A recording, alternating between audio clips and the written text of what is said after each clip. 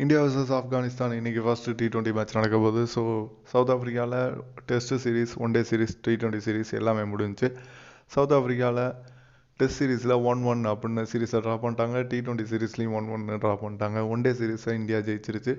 So ஒரு நல்ல சீரிஸாக இருந்துச்சு. அதுக்கப்புறம் இப்போ ஆப்கானிஸ்தான் கூட 3 மேட்ச் T20 சீரிஸ் நடக்குது. இதில் பெரிய விஷயம் என்னன்னா, விராட் கோலி அண்ட் ரோஹித் சர்மா 2 பேரும் டீமில் இருக்காங்க. பட் அவங்கள தவிர பெரிய எந்த பிளேயர்ஸுமே இல்லை.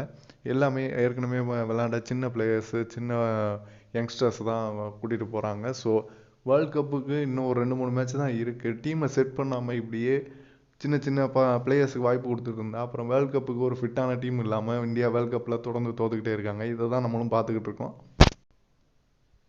இந்தியா தொடர்ந்து இந்த தப்பை செஞ்சுக்கிட்டே இருக்காங்க. பட் ஆப்கானிஸ்தான் அவங்களோட ஸ்ட்ராங் டீமோட தான் வராங்க. ரஷீத் கான் எல்லா சீனியர் பிளேயர்ஸும் இருக்காங்க. ஸோ இன்னைக்கு மேட்ச் சூப்பராக இருக்கும். யார் ஜெயிப்பான்னு கமெண்ட்டில் சொல்லுங்கள். இதான் நீங்கள் நம்ம சேனலுக்கு ஃபஸ்ட் டைம் வரைக்கும் மறக்காம சப்ஸ்கிரைப் பண்ணுங்கள், லைக் பண்ணுங்கள், ஷேர் பண்ணுங்கள், கமெண்ட் பண்ணுங்கள்.